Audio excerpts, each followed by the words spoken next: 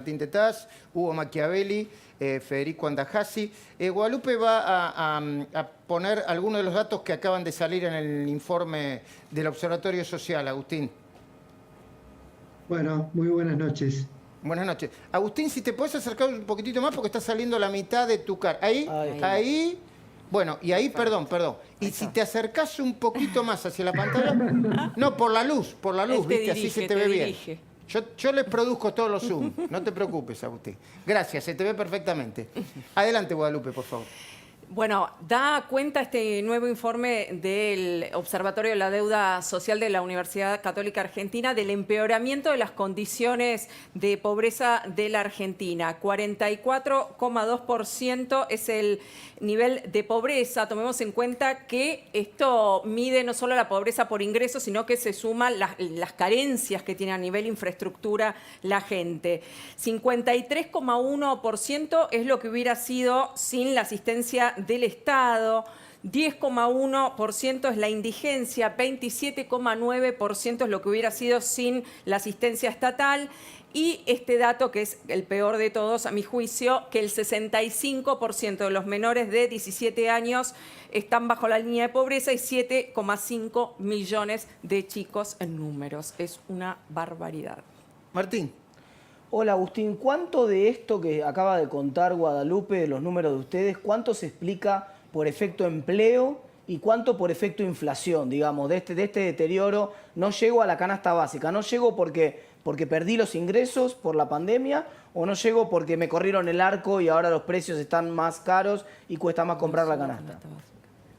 Bien, sí, no, una primera aclaración.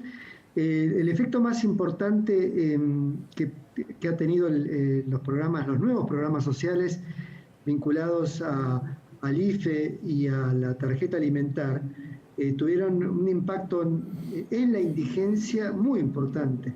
Sin esos programas, el 10% de indigencia que nos dio nuestra encuesta alcanzaría el 20%. Se duplicaría el nivel de indigencia sin esos programas.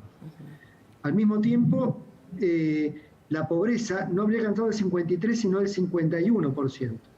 53 si ya quitamos los programas que ya teníamos antes, el AUH, los programas de empleo, las pensiones no contributivas. La incidencia en esos programas es menor en la salida de la pobreza. Ahora, el primer dato es, la situación hubiese sido mucho más grave sin esos programas, pero de todas maneras es grave. Es grave no solo por el 44%, no solo por el 65% de la infancia, 66%, no solo por el 10% de indigentes y el 16% de infantes en situación de indigencia, sino que es grave porque buena parte de eso se explica por la pérdida de empleo, Martín. Claro. No por el efecto inflacionario.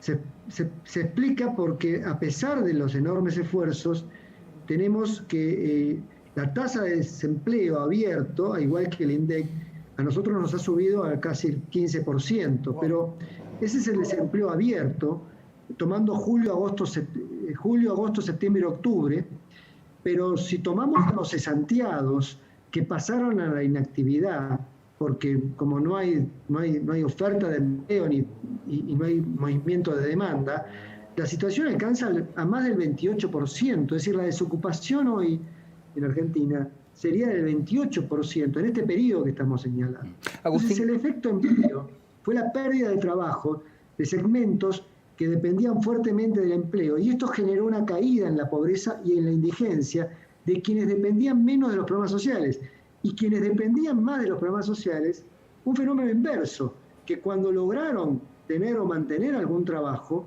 para esos sectores hubo un proceso de movilidad ascendente, porque tenían más programas sociales, más asistencia del Estado, al mismo tiempo que mantenían su nivel de actividad.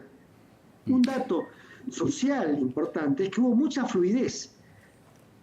Muchos que cayeron en la pobreza y en la indigencia, que no lo eran, y otros que lograron salir, gracias a estos mecanismos y a un efecto del escenario COVID y aislamiento muy heterogéneo, muy disímil, dependiendo de qué sector o actividad. Ahora, el efecto final de esto es una mayor pobreza estructural. Claro. Quienes presentan pobreza por ingresos y al mismo tiempo tienen 3 o más carencias de 6 dimensiones que tomamos, de salud, educación, hábitat, vivienda, trabajo, medio ambiente, 3 o más de esas carencias, y al mismo tiempo son pobres por ingresos, constituyen el 33% de la población argentina. Un tercio está sumergido en una pobreza estructural, mucho más profunda. Pobres por ingresos y de múltiples carencias. Agustín, ¿cómo le va? Agrava también mucho más la situación de la infancia. El 50% de la infancia vive en esos hogares. Entonces, es un problema estructural y no es un problema solo del COVID, o del escenario COVID. Ni es un problema de los últimos 2 o 3 años de recesión. Y si bien la estadística muestra 10 años, desde el año 2010 hasta acá, si los análisis que hacemos nosotros muestran que el problema en realidad es acumulativo. Agustín, ¿cómo le va? Buenas noches. Ciclos buenos que bajan 2 o 3, 4 puntos la pobreza, y a los ciclos malos, no importa quién gobierne, le viene 4 o 5 puntos más. Y siempre la pobreza estructural crece de escalón en escalón. Y a propósito, que puede ser el peor escenario, siempre este país nos muestra que siempre es posible estar peor. A propósito del escenario actual, que esta es la radiografía de este estudio, de acá al futuro, porque este es el gran interrogante, ¿no? ¿Qué va a pasar cuando esta pandemia pase? Tampoco se sabe exactamente cuándo va a pasar, pero la situación va a ser mejor, va a ser peor. ¿Qué se prevé? Mira, la dinámica es que al tomar nosotros los 4 meses de medición, y si siguiéramos tomando ahora, pero no es nuestro escenario, nuestra ventana temporal, noviembre-diciembre, sin duda, debido a la reactivación de la apertura de actividades económicas, esto ha generado un respiro. Hay más changas, hay más actividades informales, no hay más inversión, ni hay más demanda de empleo formal, pero algunas actividades se recuperan. En tanto que esto se recupera, esto significa un alivio desde el punto de vista de los ingresos de los hogares, en lo que me preguntaba Martín. Es decir, ingresan más ingresos laborales. Si a eso le sacamos los programas sociales, porque no se suspende el IFE o se suspenden otras medidas, obviamente ya no se compensa y el aumento de la pobreza en este año seguiría aumentando, de este 44, 45, 48%. Depende cómo se comporte el mercado de trabajo o cómo se comporten los programas sociales.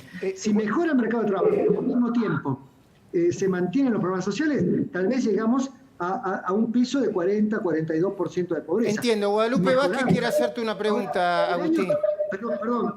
Perdón, Majul, pero el año que viene depende de la reactivación y no hay inversión que esté generando empleo. Claro. Porque de esto se sale con empleo, no se sale con más programas sociales. Con empleo formal. Y el tema es la reactivación económica.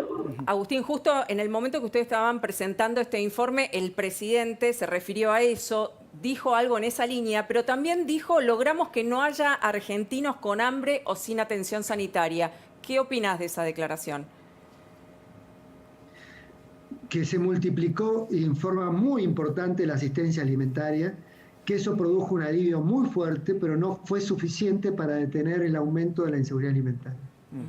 Esto, es decir, creo que hoy el 27% de la población recibió alguna asistencia alimentaria directa, ya sea por un comedor público, privado, escolar o la tarjeta alimentar. No es poco y es mucho lo que se hizo y la incidencia fue importante. Sin eso hubiese sido peor, pero de todas maneras la situación en materia de inseguridad alimentaria, más en la infancia, pero si tomamos el total de la población, subió a un 12%. 12% de la población experimentó situaciones de hambre durante el periodo por razones económicas.